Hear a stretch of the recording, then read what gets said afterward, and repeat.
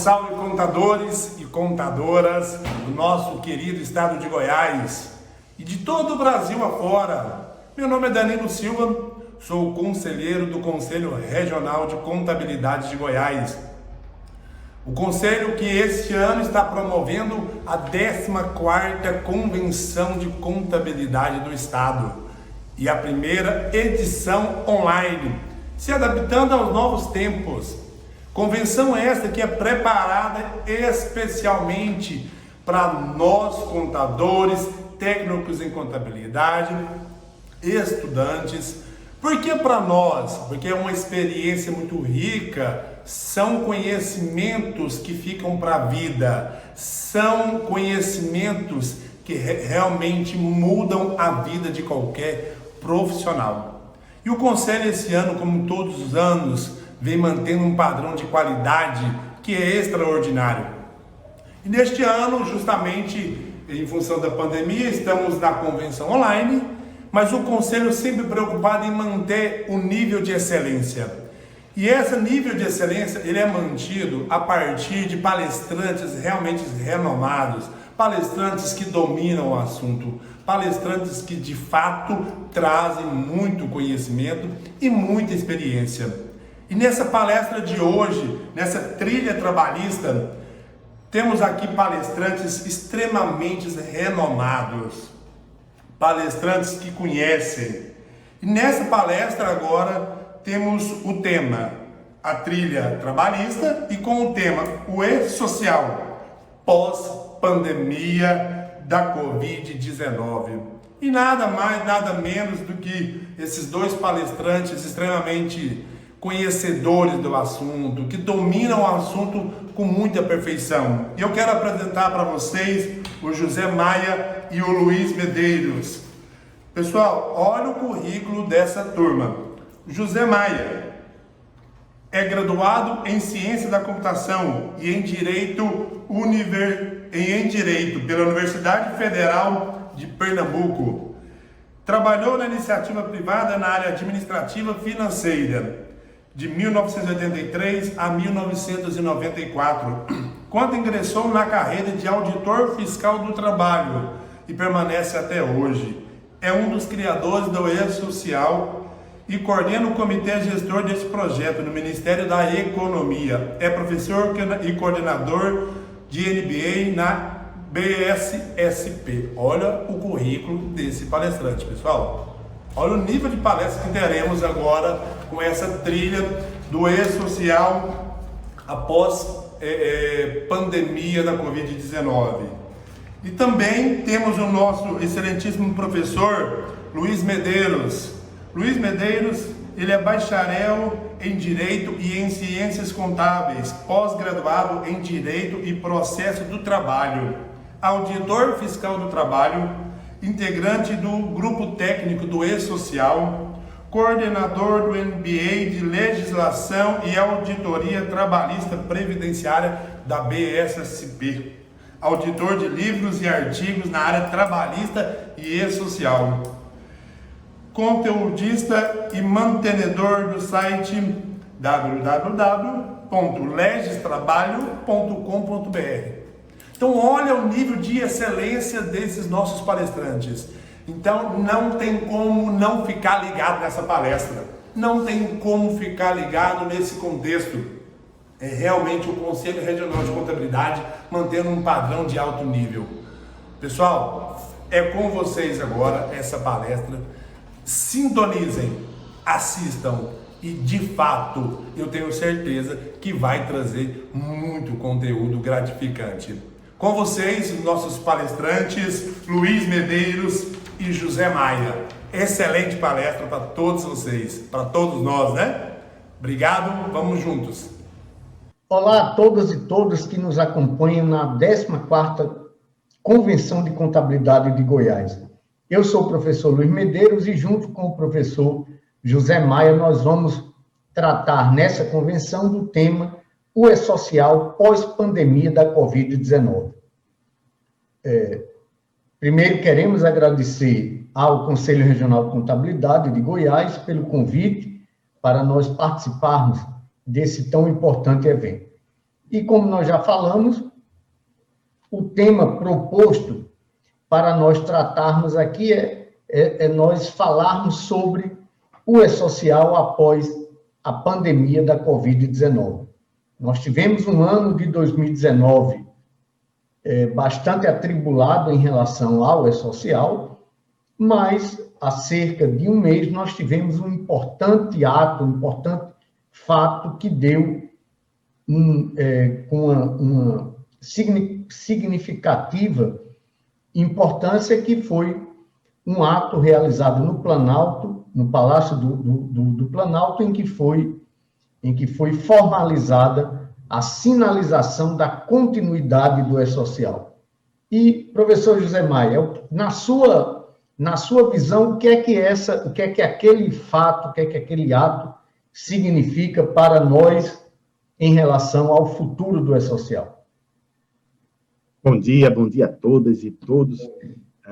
Agradeço também essa grande oportunidade, é uma alegria estar aqui com você, professor Luiz, conversando sobre esse nosso projeto que a gente participa há tantos anos, e eu acho que o senhor foi exatamente no ponto. Qual o significado daquele evento, um evento imponente no Planalto, no Palácio do Planalto, na presença do presidente da República, com o ministro da Economia, Paulo Guedes, com os nossos secretários, né?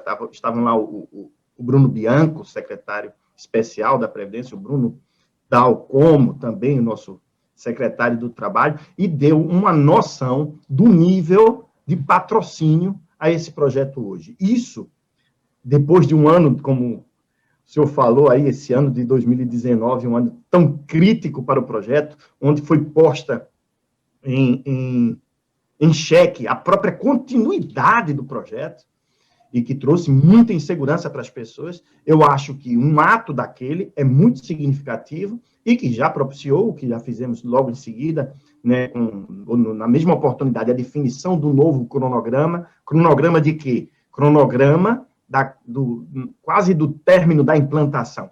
O projeto estava quase todo implantado, falta uma pequena fase, falta a fase de folha de pagamento do terceiro grupo, e definimos agora, né?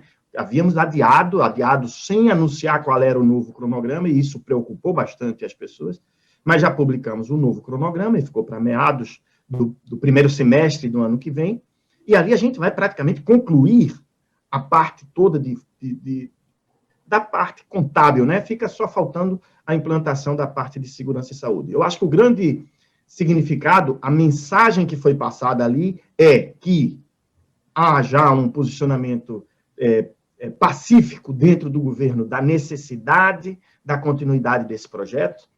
O que já se sabe é que não tem retorno, não teria como ter o retorno, sobretudo após o momento que nós já fizemos aquelas grandes, importantíssimas substituições, que foi a substituição da RAS, do CAGED, a substituição, sobretudo, do livro de registro e da carteira de trabalho. Isso tudo trouxe já, vamos dizer assim, quase uma impossibilidade de não se dar continuidade ao projeto E-Social.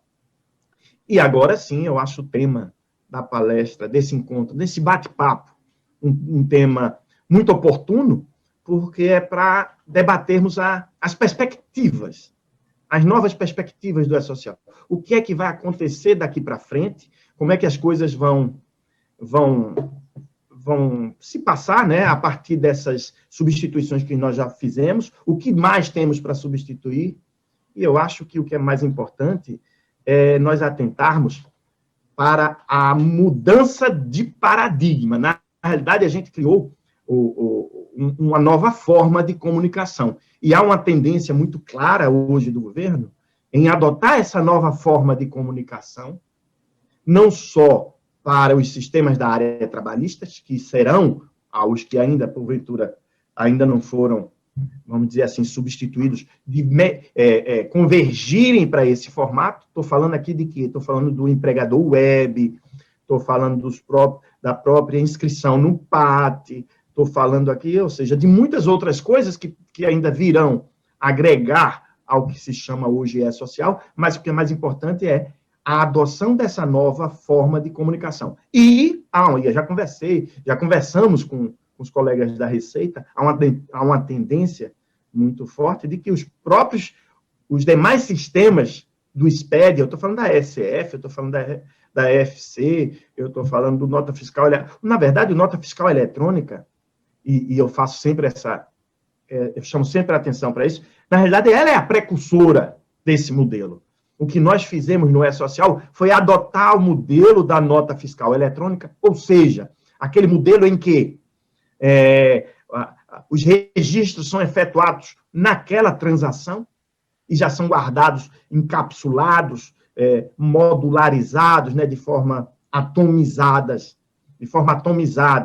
num determinado arquivo, e dali sim, ele é lido e alimenta todos os bancos de dados governamentais relacionados com aquela informação. Foi o que a gente criou, na verdade, e que determinou essa mudança de paradigma na forma de prestação de informação trabalhista. Então, eu acho que essa deve ser a tendência de mercado, do ponto de vista de tecnologia, do modelo de prestação de informação. Aí sim, eu acho que a gente vai poder ficar à vontade para, vamos dizer assim, para fazer suposições ou projeções muito mais seguras com relação ao futuro do E-Social. Como as coisas vão evoluir daqui para frente, a partir, primeiro, eu diria até da estabilização de qualquer reflexão sobre continuidade do projeto.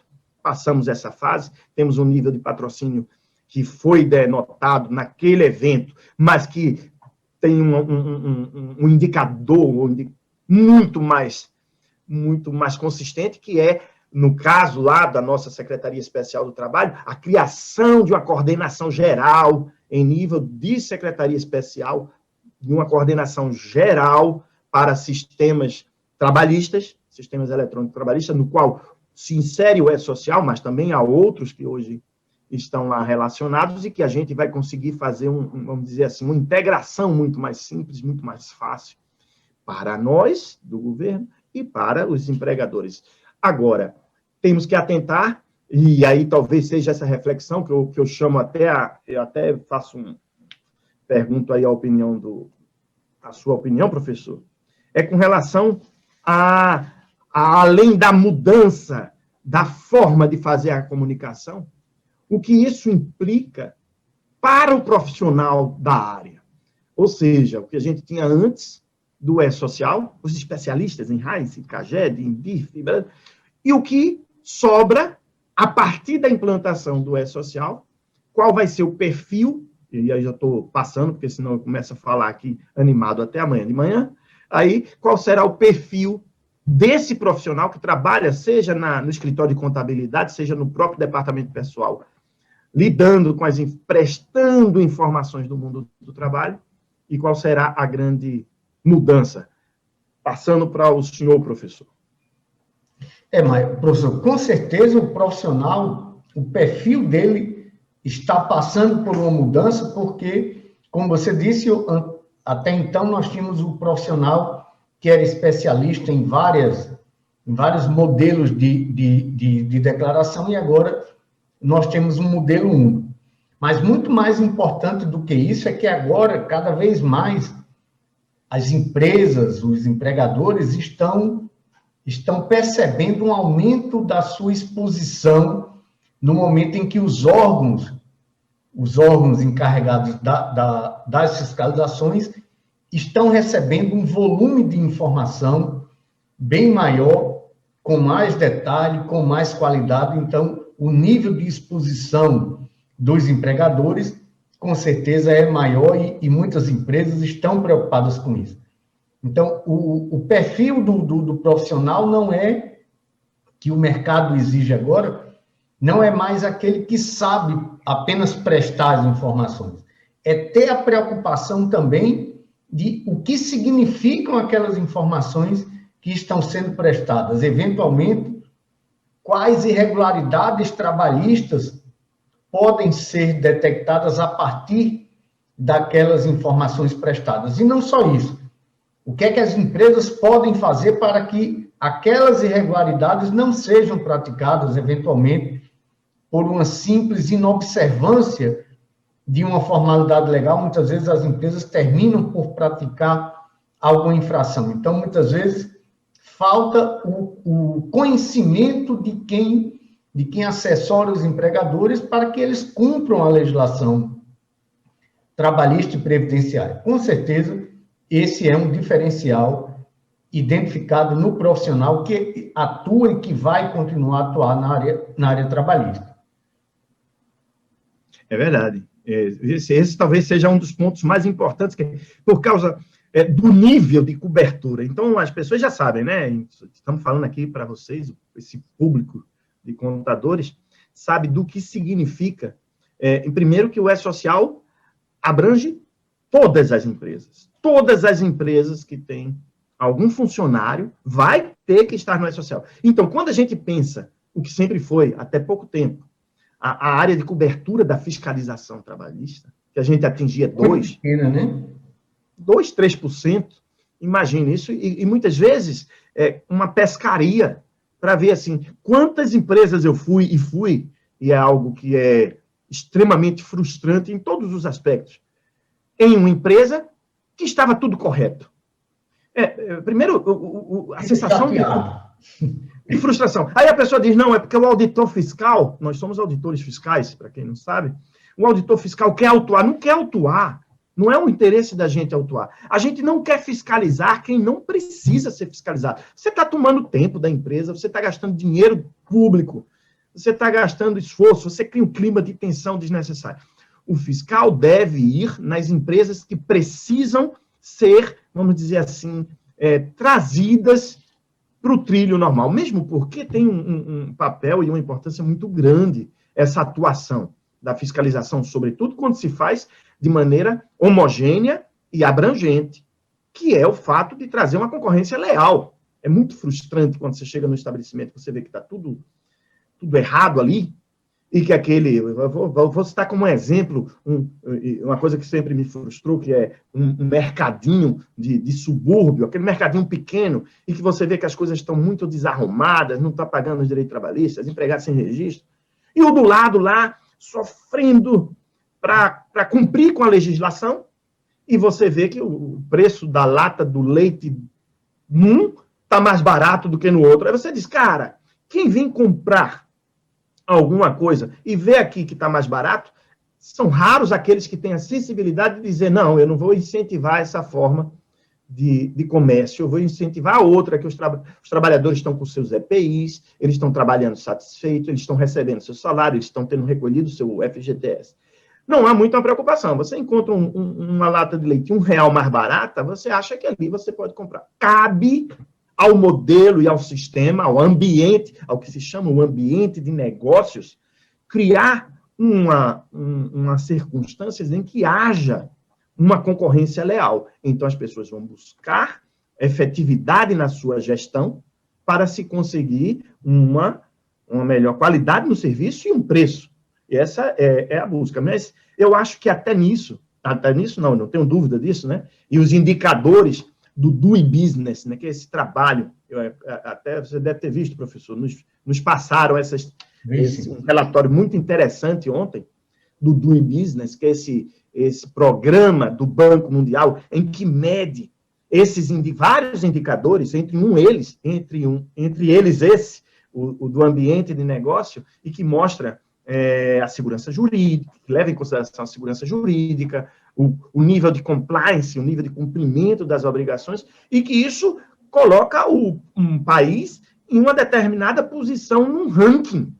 Isso significa que você subir ou melhorar essa posição nesse ranking, como de melhoria de ambiente de negócios, se traduz em alguns bilhões de dólares de investimento num país.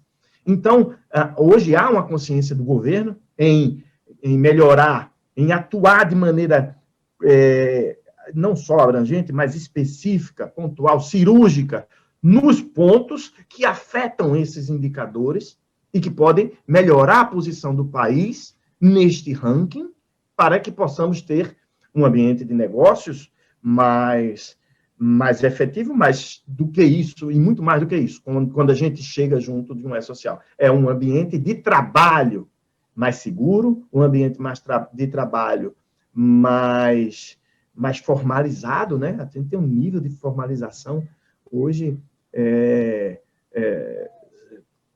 como diria, dos países muito pouco desenvolvidos. Eu acho que esse é outro aspecto muito importante. Agora, quanto ao futuro, professor, eu pergunto, quais a médio e curto e médio prazo, quais são as perspectivas com relação à substituição de informação, de outras obrigações que eu acho que são muito importantes para esse público, que é o nosso público aqui de contadores, que lhe chama a atenção, que você podia fazer referência. Você já mencionou as que nós já tivemos, né? A substituição da carteira de trabalho, que com certeza só foi possível a partir dos dados do E-Social. Até então nós não tínhamos várias das informações que constam na carteira em nenhum outro banco de dados, e isso com certeza possibilitou a substituição da carteira de trabalho pela carteira de trabalho digital. Já tivemos a substituição do registro de empregados, a substituição da RAIS para as empresas que já enviam folhas de pagamento, a substituição do CAGED. Mas nós temos outras substituições programadas, entre elas, já tivemos a substituição da GFIP para algumas empresas que vocês sabem que a GFIP cumpre duas obrigações: a obrigação trabalhista relativa à geração da guia do Fundo de Garantia e a obrigação previdenciária relativa à prestação de informações previdenciárias. Para algumas empresas, as empresas do Grupo 1 e algumas do Grupo 2, elas já tiveram a GFIP substituída pela DCTF-Web. Para as demais empresas do Grupo 2 e as empresas do Grupo 3, elas não tiveram ainda a substituição, mas já está programada a substituição da GFIP em relação à obrigação previdenciária pela DCTF-Web, e a tão esperada substituição, aí sim será a substituição total da GFIP, quando a geração da guia de recolhimento do Fundo de Garantia passar a ser através do FGTS digital. Aí sim, nós teremos a substituição integral da GFIP. O Fundo de Garantia, o FGTS digital, já é um novo sistema, já está sendo trabalhado no âmbito da Subsecretaria de Inspeção do Trabalho, ou seja, a geração da guia de recolhimento, a parte relacionada a parcelamento, pedido de restituição, isso irá sair do âmbito da Caixa Econômica. Isso não significa que a Caixa vai deixar de ter participação no gerenciamento do Fundo de Garantia, ela continua gerenciando as contas vinculadas do Fundo de Garantia, mas ela vai sair da parte relacionada à geração da guia do Fundo de Garantia, a parcelamentos, pedido de restituição e outros procedimentos. Então, esse, com certeza, é também um momento esperado por muitas empresas, que a geração da guia de recolhimento passe a ser a partir das informações prestadas ao E-Social, assim como é para algumas empresas já em relação à Previdência Social. Mas nós temos também ainda a substituição do PPP, que é o Perfil Profissiográfico Previdenciário, não sei se a sigla é essa mesmo, porque essa mesmo. Eu troco a sequência dos nomes. E isso será possível a partir do início do envio das informações dos eventos de saúde e segurança. Nós teremos a substituição do PPP e a substituição da CAT, que vai deixar de ser enviada pelo CAT Web e vai passar a ser a informação prestada pelo envio das informações ao E-Social. Temos também, aí talvez num futuro mais distante, que aí está fora do âmbito da Secretaria do Trabalho, e sim exclusivamente da Receita Federal, que é a substituição da DIF. Nós tivemos a publicação já da nova versão do layout do EFD-REINF, mas ele ainda não contempla os eventos que vão possibilitar a substituição da DIF. Isso nos indica que talvez ainda demore mais um pouco para que ocorra essa substituição. E outra, como você disse, o E-Social é um modelo, mas ele possibilita no futuro a inserção de outras informações e também a substituição. Nós tivemos recentemente a publicação de uma notícia que foi disponibilizada uma ferramenta para que as empresas informem a concessão de férias coletivas em meio digital. Tem um link lá dentro do GovBR para que as empresas informem as superintendências regionais do trabalho a concessão de férias coletivas. Quem sabe se no futuro nós não teremos um evento de férias coletivas dentro do E-Social e essa comunicação passe a ser por esse canal único, né, professor? Eu acho que essa é a tendência. A ideia era que já fosse assim, ou seja, se criou, se estabeleceu o canal de comunicação entre a empresa e o fisco e o Estado. Então, esse que foi pavimentado esse caminho, agora podemos fluir tudo para isso, mesmo porque cria-se essa padronização. O senhor falou de todas essas perspectivas, agora eu pergunto só, porque eu acho que é uma substituição tão esperada com relação à geração das guias, a mudança da geração, que eu pergunto, para quando está previsto isso, professor Luiz? Essas mudanças com relação à guia e com relação à PPP, isso seria a partir de quando? PPP, eu não lembro aqui, acho que é abril ou maio que começam os eventos de saúde e segurança para o evento. Junho.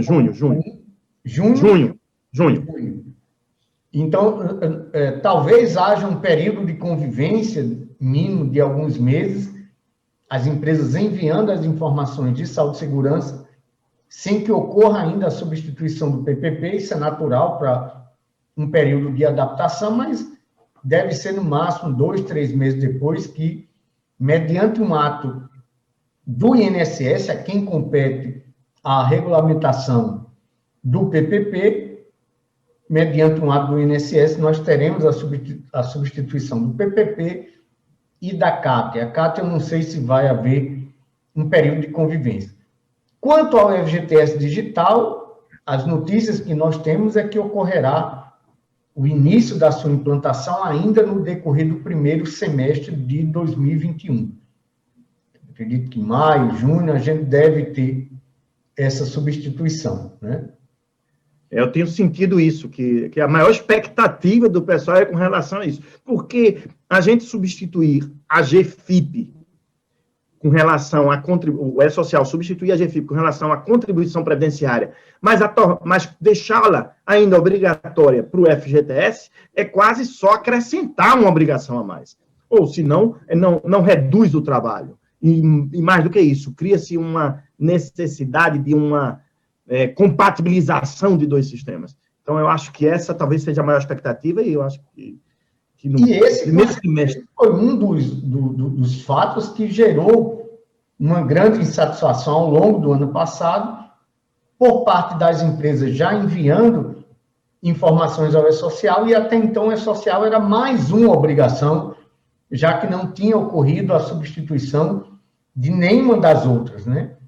A partir do início das substituições, eu acredito que o mercado viu ali uma sinalização de que realmente o E-Social veio para unificar e substituir a prestação de informações que até então eram feitas por diversos canais, às vezes repetidamente, né? A empresa informava a órgãos diferentes, às vezes ao mesmo órgão, mais de uma vez, aquele fato, já que tinha de cumprir as suas obrigações por meio de diversos canais. E isso, com certeza, acalmou. Além disso, a simplificação. Nós tivemos a eliminação da prestação de algumas informações que já constam nos bancos de dados governamentais, então não se está mais exigindo que a empresa preste essas informações, salvo quando estritamente necessário para uma validação, para uma checagem, né? E alguns eventos também que, a pedido das entidades, foi verificada a possibilidade de, ao invés de ser prestada por um caminho, ser prestada por outro de uma forma mais fácil, talvez nesse início na implantação do E-Social tenha havido essa flexibilização, além também, né, professor, a flexibilização de algumas regras de validação que até então impedem a prestação da informação. O E-Social diz: você não mandou a folha de pagamento de todos os seus empregados, então não deixe você fechar a sua folha. Agora o E-Social irá dizer, a partir do início da produção da nova versão, ele vai dizer: eu vi que você não mandou a folha de pagamento de todos os seus empregados, mas mesmo assim, eu deixo você encerrar a folha, mas fico alerta de que você não cumpriu integralmente a sua obrigação de enviar a folha de todos os seus empregados, mas nós vamos receber a sinalização de que você quer encerrar a sua folha mesmo sem ter cumprido a sua obrigação. Então, isso, de uma certa forma, traz uma certa tranquilidade para as empresas que, nesse momento de adaptação, que ainda precisa de alguns ajustes, ela consegue cumprir, consegue enviar as informações ao E-Social, ainda que as informações estejam totalmente redondinhas. Então, houve uma concessão nesse início, quem sabe depois essas regras voltem, né? Mas eu acho que a tendência é essa, né, de simplificação. Aliás, foi uma demanda do ministro que condicionou a continuidade do projeto, desde que fosse simplificado. E eu acho que essas simplificações que o senhor fez referência são muito importantes, assim como, principalmente, aquelas na melhoria dos processos, né? Quando eu estou conversando, as pessoas falam: poxa, aquele só tirar o número do PIS que você tinha que ter, porque não é um campo do E-Social, é o processo que você tem que ter para estar com esse número daquele trabalhador ok, com os dados ok, dentro de um outro cadastro. Puxa, simplificou-se muito quando se adotou apenas um identificador, seja o CPF. E não pedimos hoje mais nem carteira de trabalho, que essa foi uma grande mudança na carteira de trabalho. A carteira de trabalho do empregado é identificada pelo CPF. Você não tem que dar número de carteira, número de série, de que estado. Algo que a gente tem que computar como uma simplificação muito grande, assim como alguns outros processos de folha. Mas eu queria fazer uma reflexão, professor Luiz. Quando a gente pensa no projeto E-Social e sabe o quanto ele é determinante em relação a essa mudança de paradigma a qual fizemos referência, a mudança do perfil do profissional que trabalha na área, que faça a cobertura de 100% do E-Social, assim como o aumento do nível da exposição e o aumento da percepção de risco, faz com que haja uma demanda de um profissional mais atencioso, mais do que isso, mais comprometido e conhecedor da norma para fazer sua interpretação adequada e a aplicação correta. Mas, além disso, eu acho que, e juntou meio que tudo isso, né, que esse momento por qual estamos passando, um momento que nós nunca temos vivido, um momento que a gente olha na história, né, quando se fala da gripe espanhola, da peste negra, e estamos vivendo isso, usando máscara para tudo que é lado, e que está tendo uma reflexão, um reflexo muito grande no mundo do trabalho. Hoje a gente está fazendo, quantos eventos participamos juntos, né, sempre que tem seu lado muito agradável, né, você conhece as pessoas, você sai para almoçar, você faz amigos, que hoje vários nossos podem estar assistindo aqui a esses vídeos, mas estamos fazendo, mas cada um em sua casa, não precisamos pegar um avião, conseguimos otimizar muito nosso tempo, acabaremos esse nosso vídeo aqui, vamos partir para a nossa reunião de trabalho. Isso implicou uma mudança muito grande na forma de trabalhar. E coincidir com as mudanças trazidas pelo novo modelo de prestação de informação, eu acho que traz uma uma mudança muito substancial na forma de trabalhar. Na sua visão, professor, essa é uma pergunta mais até de uma opinião pessoal, com relação a como vai se comportar o mercado de trabalho daqui para frente, que conhecimentos, não com relação ao conteúdo da informação e a aplicação do norma, que a gente já sabe que já houve uma mudança grande e vai mudar, mas eu digo com relação ao uso da tecnologia, com relação da criação de uma estrutura, que a minha precisa melhorar, a sua está melhor, de iluminação, de se estar apto a trabalhar e a prestar o seu serviço de uma maneira remota. Como é que você acha que vai impactar, como essa pandemia da Covid-19 vai impactar na forma de se trabalhar no nosso país e no mundo, na sua opinião? Nós vimos ali em março, muitas empresas começaram a ter de adotar o teletrabalho, que nós já tínhamos tido a sua regulamentação a partir da reforma trabalhista, que era um processo gradual, algumas empresas estavam adotando em fase experimental, e tiveram de uma forma muito repentina, ali em meados de março, de adotar o teletrabalho para muitos dos seus empregados. O histórico que tem, as notícias que nós temos, é que muitas empresas implantaram o teletrabalho num regime de urgência, em regime da necessidade da Covid-19, mas há uma expectativa de que esse modelo, em relação a muitas empresas, fique permanente, né? Se não totalmente no teletrabalho, mas que diminua a frequência com que os empregados se dirigem, terão de se dirigir até os estabelecimentos aos quais está vinculado.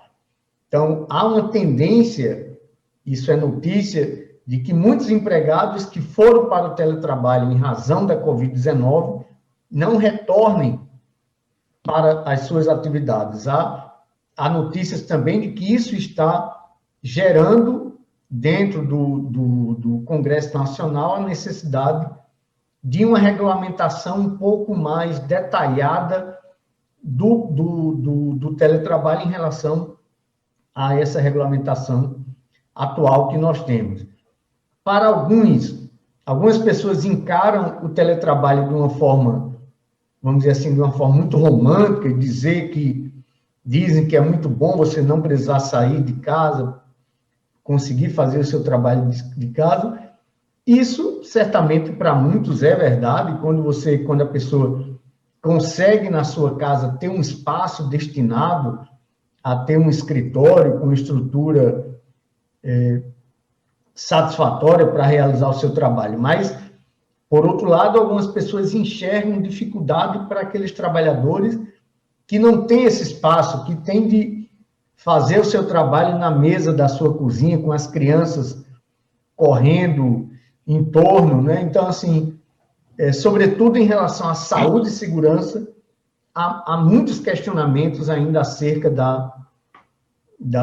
não sei se é viabilidade, mas de realmente de as condições em que as pessoas trabalham serem adequadas para realizar as suas atividades. Tem também todo esse outro questionamento acerca de quem deve prover os recursos tecnológicos, de pacote de dados, de energia elétrica necessária para iluminação, para ar-condicionado, cadeira, se o empregador tem ingerência lá sobre os móveis. Há muito questionamento em torno do teletrabalho, e nós temos notícias de que há uma comissão dentro do Congresso Nacional encarregada de apresentar uma proposta de uma nova regulamentação acerca do teletrabalho, porque nos parece que é uma tendência, é algo que veio para ficar. Muitos empregados estão retornando para o trabalho presencial, mas, por outro lado, muitos estão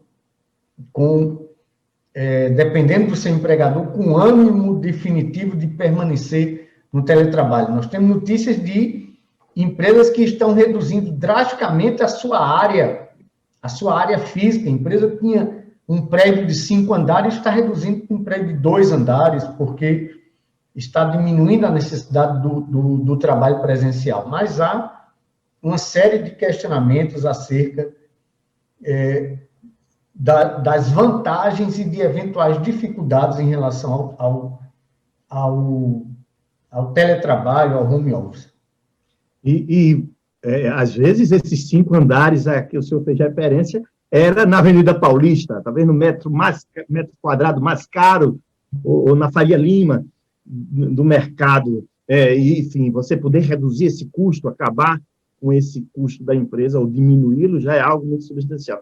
Mas eu queria agora fazer uma reflexão, e eu acho que todos aqui conhecem a nossa BSSP, né, do qual nós somos coordenadores do MBA trabalhista, e professor, esse final de semana nós demos aula, e começaram a surgir algumas dúvidas que eu acho que vão ter duração ainda nas nossas aulas, até que nós tenhamos uma opinião mais firme ou uma sedimentação no próprio direito trabalhista, que é com relação a isso. Diante do novo mercado de trabalho, em que as pessoas trabalham efetivamente nas suas cidades, nos seus locais, qual vai ser e nós nos depararemos com isso, seja nos escritórios de contabilidade, nos DPs, quais são as normas que vão se aplicar para aqueles trabalhadores, uma vez que a gente sabe que as normas coletivas têm uma abrangência regional, muitas vezes, e que se aplicam às normas que regem aquela cidade, muitas vezes o município ou aquele estado.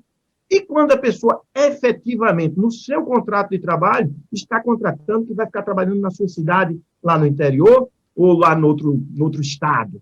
Isso até em outro país, né? Isso aí, o que é que aconteceu? Tem uma colega que foi trabalhar acompanhando o marido, que foi fazer um doutorado na Europa, num país da Europa, acho que na Itália. Na verdade, ela é colega da minha esposa. E ela está acompanhando ele, e a empresa disse, não, você continua trabalhando para mim. Eu fico curioso para saber como se efetivará o direito na hora de um litígio, como vai ser, qual a norma que se aplica, e lá nesse país, como ele vai interpretar aquele trabalho à distância daquela trabalhadora que vai estar trabalhando para um país de fora e com uma legislação que esquece fronteiras, né? Na realidade, a aplicação passa a ser...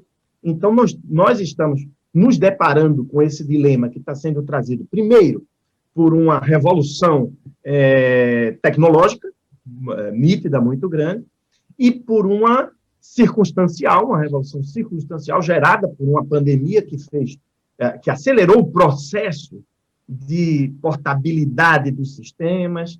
Isso tem sido repercutido, inclusive, no E-Social, né? Estamos criando aqueles aplicativos, criamos o app do doméstico, tem a previsão de outros apps, para que as coisas possam ser feitas em qualquer lugar, de maneira muito simplificada, e não haja aquela necessidade de você ir para a estrutura física da empresa para poder desempenhar o seu trabalho, ter o seu birô, ter a sua sala, muitas vezes, no ambiente de trabalho. Eu acho que isso está trazendo um novo mundo, vamos ter que aprender, quer dizer, mais do que isso, eu acho que é o momento de construirmos essa nova aplicação do direito, e o direito é muito dinâmico, né? Sempre foi assim. O direito vai à frente e a legislação vem a reboque, né? Eu sempre disse que essa parte, e as normas que a gente vê aí, das jornadas 12 por 36, até do próprio trabalho, elas são abertas quase que a fórceps, eu sempre usei essa expressão, o mercado abre e depois vem a terceirização da forma que evoluiu, né? E depois vem uma legislação para tentar dar uma organização no que o mercado demandou. A verdade é essa. Estamos nos deparando aí com os aplicativos, com os Ubers e com os Raps da vida, que eu acho que mais do que nunca vai demandar de nós uma reflexão maior e muito além da aplicação da norma positiva, da norma que está aí. Vai ter que ser construído um direito que se preservem